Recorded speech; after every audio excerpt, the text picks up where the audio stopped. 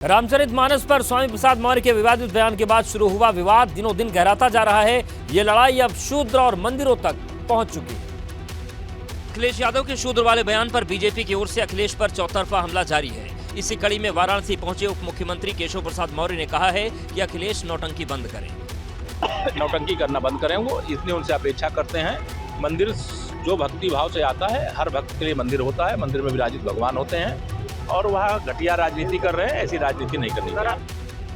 दरअसल 3 दिन पहले लखनऊ में अखिलेश ने बयान दिया था कि भाजपा उनको शूद्र मानती है। जब भी वो किसी धार्मिक स्थान पर जाते हैं तो भाजपा वालों को तकलीफ होती है। बीजेपी के लोग पिछड़ों को शूद्र, दलित को शूद्र मानते हैं। बीजेपी के लोग हम सबको शूद्र मानते हैं। उनको ये तकलीफ है कि हम उनके धार्मिक स्थान पे क्यों जा रहे हैं, गुरु संत लोगों से आशीर्वाद लेने के लिए। अखिलेश यादव की इस बयान के बाद राजनीति इतनी गर्म हुई कि लखनऊ में समाजवादी पार्टी के बाहर एक पोस्टर लगाया गया जिस पर लिखा था, गर्व से कहो हम शूद्र हैं। पोस्टर पर जय शूद्र समाज और जय संविधान भी लिखा गया था। वहीं रामचरितमानस पर स्वामी प्रसाद मौर्य के विवादित बयान पर घमासान जारी है। भाजपा की ओर से स्वामी प्रसाद मौर्य पर चौतरफा हमला बोला जा रहा है। मानस पर अपमान का मुद्दा जल्लाद महाशैतान से शुरू होकर अब राक्षस तक पहुंच चुका है। पूर्वी दिल्ली से बीजेपी सांसद मनोज तिवारी ने रामचरितमानस विवाद पर विवादित बयान देने वाले स्वामी प्रसाद मौर्य की तुलना रावण और कंस से की और कहा कि हर दौर में राक्षसी प्रवृत्ति के लोग पैदा हुए हैं। हर युग में राक्षस होते हैं भैया। अब इस युग में भी कई राक्षस हमको दिख रहे हैं और राक्षस हमेशा साधु संतों को टारगेट करते हैं। राक्षस हमेशा यज्ञ विध्वंस करते हैं, तो वही करने वाले कर रहे हैं। वहीं उत्तर प्रदेश सरकार में कैबिनेट मंत्री डॉक्टर संजय निषाद ने भी मानस के अपमान पर स्वामी प्रसाद मौर्य पर तीखे शब्दों का इस्तेमाल किया और कहा कि ऐसे लोग समाजवादी पार्टी में रहेंगे तो पार्टी की लुटिया डूबनी तय है। ऐसे प्रचार रहेंगे तभी तो लुटिया डूबेगी समाजवादी पार्टी की। वैसे लोग डुबा रहे हैं तो उसमें हम लोग क्या कर सकते हैं। दरअसल स्वामी प्रसाद मौर्य लगातार रामचरितमानस और साधु संतों को लेकर विवादित बयान दे रहे हैं। रामचरितमानस के अपने बयान पर स्वामी अभी तक कायम भी हैं, तो फिर सवाल है कि क्या कोई सियासी प्लान के तहत सपा के स्वामी ताबड़तोड़ बयानों की बरसात कर रहे हैं। रामचरितमानस पर विवादित टिप्पणी करने वाले स्वामी प्रसाद मौर्य के खिलाफ गुस्सा अब सड़कों पर उतरने लगा है। साधु संतों की मांग है कि स्वामी के खिलाफ देशद्रोह का मुकदमा दर्ज किया जाए।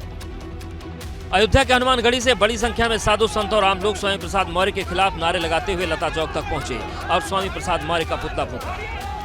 संतों महंतों का कहना है कि स्वामी प्रसाद मानस की गलत व्याख्या कर रहे हैं, इसलिए उन्हें समाजवादी पार्टी से बर्खास्त किया जाए और उनके खिलाफ देशद्रोह का मुकदमा पंजीकृत किया जाए।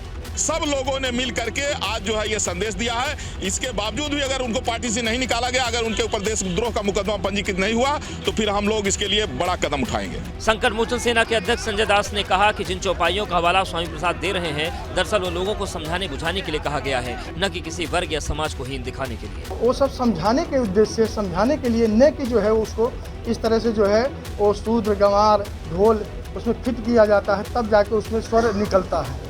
ठीक उसी प्रकार से इंसान को ये सोचना चाहिए कि जो शब्द हम बोल रहे हैं मर्यादापूर्ण है या नहीं है। इधर प्रतापगढ़ में भी रामचरितमानस पर टिप्पणी करने वाले नेताओं पर मुकदमा दर्ज होने के बाद अनुसूचित मोर्चा की ओर से प्रदर्शन किया गया। इस दौरान प्रदर्शनकारियों की जमकर पिटाई हुई। पिटाई का वीडियो सोशल मीडिया पर वायरल है। नेपाल से शालिग्राम देवशिला देर रात गोरखपुर के गोरखनाथ मंदिर पहुंची, जहां सुबह संत महंतों ने पूरे विधि विधान से पूजा अर्चना की और इसके बाद अयोध्या धाम के लिए रवाना किया। जय श्री राम के उद्घोष के बीच इस ऐतिहासिक पल के साक्षी बनने और गोरखनाथ मंदिर में शालिग्राम देवशिला के दर्शन के लिए सैकड़ों की संख्या में श्रद्धालु मौजूद थे।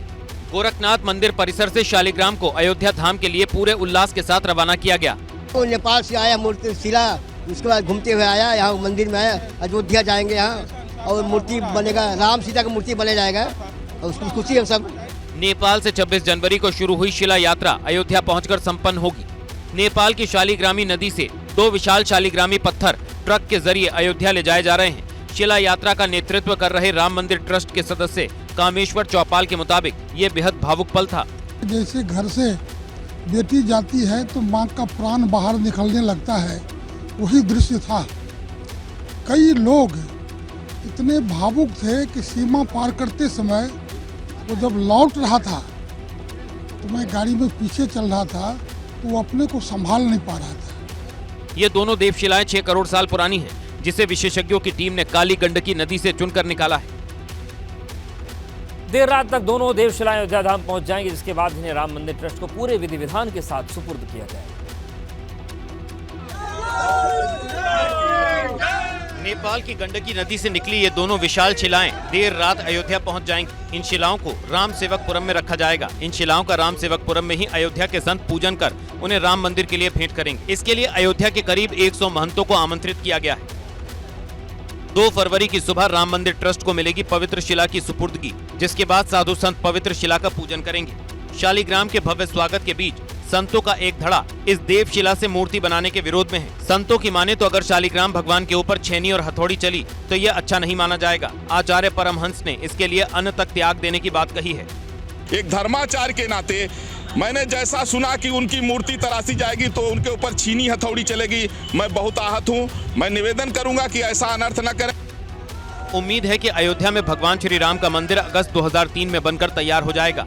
मकर संक्रांति 2024 में सूर्य के उत्तरायण होते ही रामलला अपने मूल गर्भगृह में विराजमान होकर भक्तों को दर्शन देंगे।